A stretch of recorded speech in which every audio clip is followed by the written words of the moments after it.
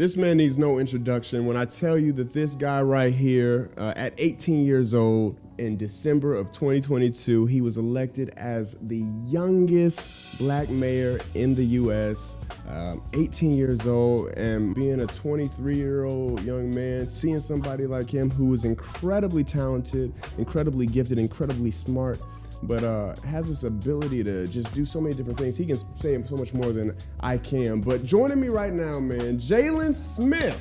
Oh my goodness, man. What's up, man? How are you? What's going on, my brother? Man, it's good to see you. I'm so glad to see you virtually. We've crossed paths on social media, of course. I'm just glad that you took some time to, talk to me and do this for me, man. It means the world to me, for real, man.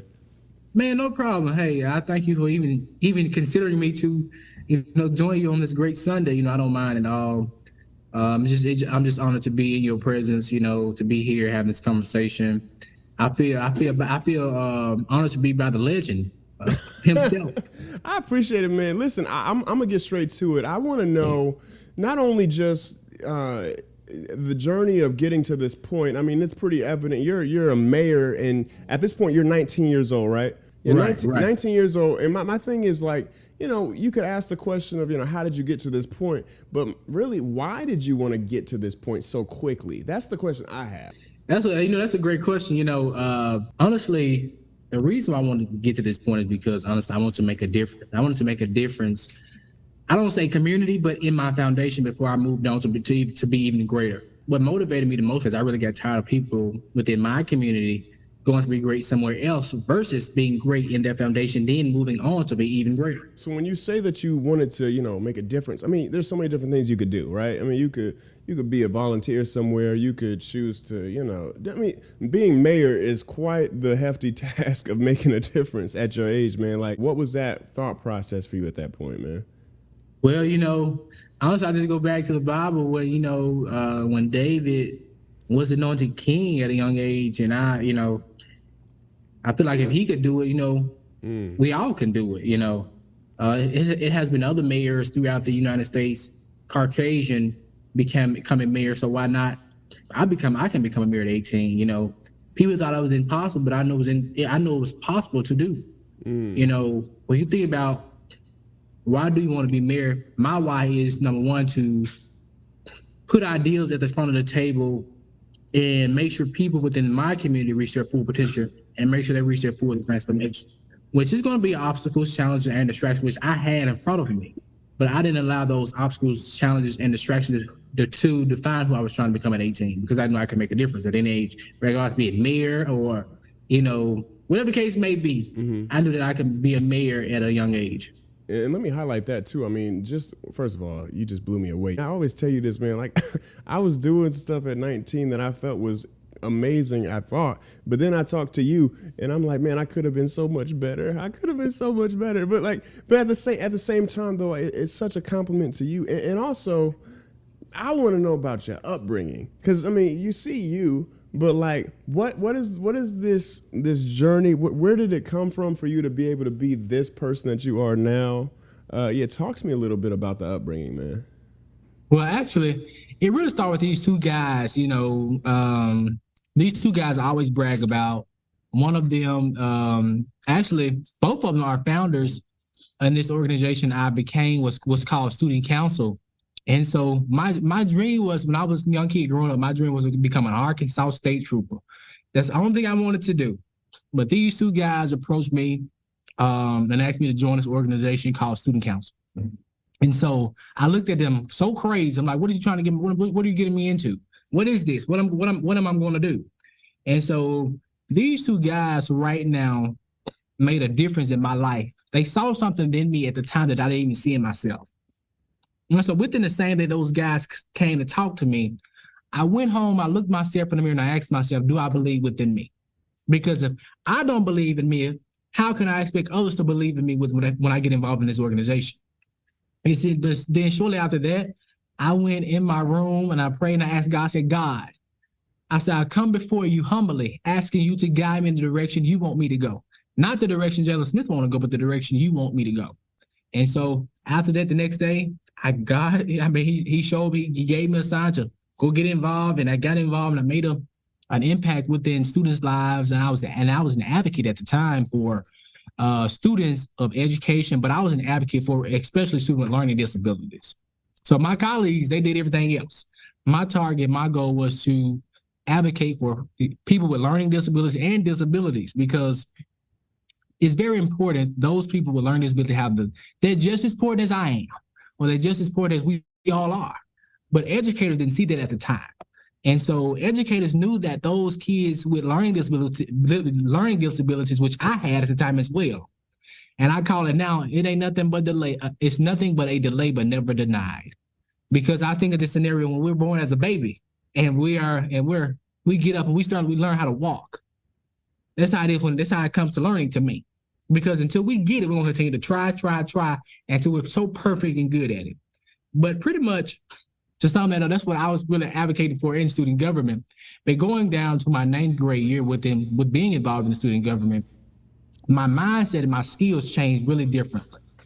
I started wearing suits to school because I felt like in order for me to go where I want to go, I have to dress like and I have to act like and I have to think like it. Right. And so every day in high school, from my 9th grade into my senior year, I wore a suit to school 5 days a week, every day.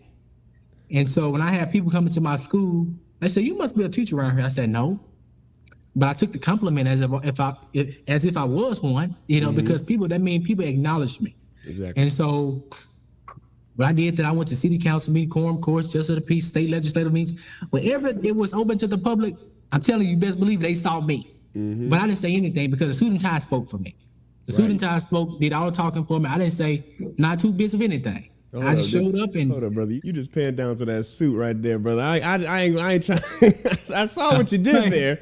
I saw what you did. Oh, man. No, that was smooth. That was smooth. I see so many similarities in our story. I've told you that before, like, starting early, and also, like you said, you were wearing suits when you was in, high school and middle school. I was wearing suits when I wasn't wearing suits, but I was wearing dress up clothes since. See, hey, we got something going. Okay. Listen, man, I can't pan down to the suit like you just did, but I hope, Will, you do that for me, please. Thank you so much. This is a question that I always get. I was a guy that started off early like you. I was a person that, maybe was the kid that was the adult in the room, to somebody that looks like you, they'll say, all right, yeah, he's a mayor and that is an amazing accomplishment. But then there might be somebody that's the devil's advocate or whatever. And they say, okay, he's rushing things. He's going too quick with his life. Maybe he should just be a kid right now. So what say you to the person that thinks that you're rushing things right now as a 19-year-old mayor in your city? Well, that's a great question, because when older people tell me that, my response, sometimes I don't respond to them, but the ones that are really pushing me, that's when I respond to. But I respond to them, I'll be like, well, did somebody give you a chance when you was growing up to try to be something even greater? Because you had people back in the day getting married at 13, but didn't nobody say anything to them. But it's a problem when somebody young is trying to make a difference or do something even positive in their community, you get so negative bombarded. But you don't hear them say not one time when you have, like we have down here, that we have young people out selling drugs or going to jail or killing people. You don't hear nothing about that. When we have a black man that's trying to make a difference, trying to get himself to become successful, you throw them down. And I'm telling you, when I say those things, people don't say absolutely nothing in response, because there's nothing they can say. Nothing. Mm-hmm. Because we have to start somewhere. What you've been able to do so far has been incredible. I think people need to know, and I'm curious for you to let people know what a day in the life of a mayor is. So, like, let's just make it a typical Monday or Tuesday for you, man. What time does your day start? What time does your day end? And what does that look like for you, man? Oh, that's a great question. So pretty much typically my day starts every day at 5:30 a.m. My first meeting is at 6 a.m.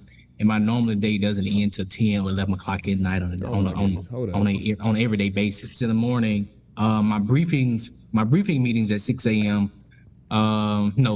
My prayer is at 6 a.m. My briefing meeting is at 7 a.m. I meet with my department heads at 8 at the beginning of every week. And then I have other meetings, far like economic development meetings, bringing in committees, meeting with business owners, CEOs, hearing the vision of the community. I have some constituents on there that I meet with on some days as well. Pretty much midday, probably in the afternoon, I have different events and stuff I go to attend. I get a lot of events I get invited to, pretty much here within the community and also within the county of, so surrounded by Earl, that I attend.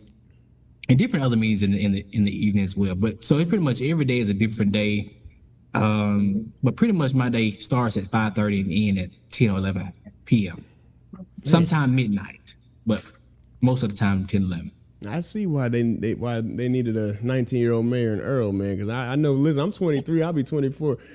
I don't know if I can wake up at 5:30 every morning right now. I'm not gonna lie, man. That's a little difficult for me. But no, listen, I'm just joking. But like, in all seriousness, I think behind that, there's a great deal of passion and consistency that you have toward just wanting to be something for your community that is uplifting. And I've been watching like some of the comments, man, on some of the things on your posts on social media from people in your community.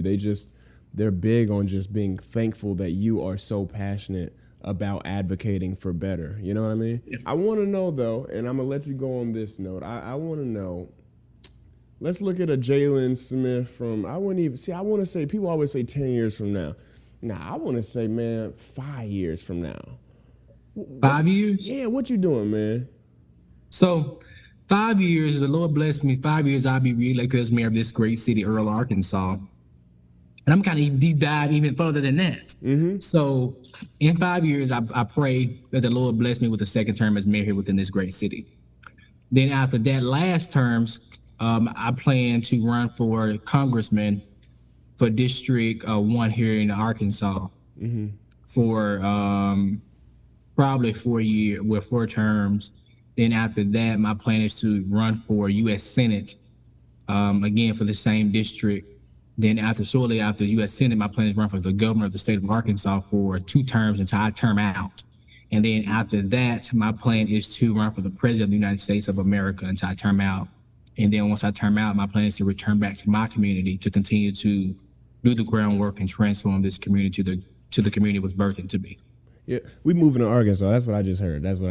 We all just we packing up and we moving. I'm gonna vote for you for everything that you just said, and then we gonna make sure we get there. Now, thank you so much, man. I commend you, man. I thank you for being not only just a great, passionate person, but also you're just an amazing human being, dude. Like, I mean, and I've grown to know you, and you're just, I mean, yeah, man. You blow me away, which it's hard to do that, man. It really is. Like, I've never met somebody that's probably, you're the hardest working teenager I've ever met in my life. And, I swear on, like, you're just incredible, man. And your story's incredible. But yeah, thank you so much. I gotta be honest, you're better dressed than I am too right now. I wasn't gonna say that, but no, it's fine. I'm gonna let it happen. No, it happened. The suit is fire. I'm not gonna lie. Let me tell you something. I just got this suit yesterday, and I finally had time to go get 10 more suits yesterday. You said what? Hold up. You got 10 more suits? I have 10 more suits. I'm probably about 40 suits right now. So then in the next month, I'll be going to get 10 more suits. Got you. Jaylen, what size do you wear? I just want to know that. So in suits, I'm slim, like 32, whatever, 32. Just send them over. I can make it work. That's all I'm trying to say. You can just send. Actually, you don't even need them. You said I'm going to tell you something. I can, you know what, if you ever come down here to Arkansas, Tennessee, I can take you to my suit store, man. They hook you up, man. Now, this suit I got on is $1,000 suit, and I only got it for $100. I can tell you, I can hook you up. Jaylen, don't put your plug out like that. Okay, listen, I told you I'm coming out there. So you should come by. I'm holding you to this word, Jaylen, because my thing is that I don't forget. I don't forget, especially when it comes to a nice suit. I'm telling you, he'll hook you up, man. Hey. All right, I got you. I got Jason, book the flight. We got it. Listen, man, thank you so much. I appreciate you. Where can people continue to support, follow, and engage with what you do? You didn't hear any of that, did you? God, what's going on? Bro, let me tell you something. I thank you again for I just thank you so much for having me here, involved in everything you're doing. I support you 100%. Like I told you, and I keep telling you, I'm here. I'm behind you 10 toes. My guy. Need anything, I'm just a phone call away. Hey. My God, I appreciate you. Be successful as well. Thank you, man. You're gonna be even greater. You're gonna be you're already a legend. Creating your own story, man. It's just very impressive to me, man. You just blow me away as well. As I continue to listen to your music, I just feel a different type of way. But continue to be great and keep going. Thank you, sky's the man. limit. I'm gonna try to keep going so I can afford a longer Zoom time call. I'm running out of Zoom time call. I'm trying to get out of here safely. No, we good. You probably can't see how broke we are in the studio, but it's okay. We working out. You're not broke. No, we are, Jaylen.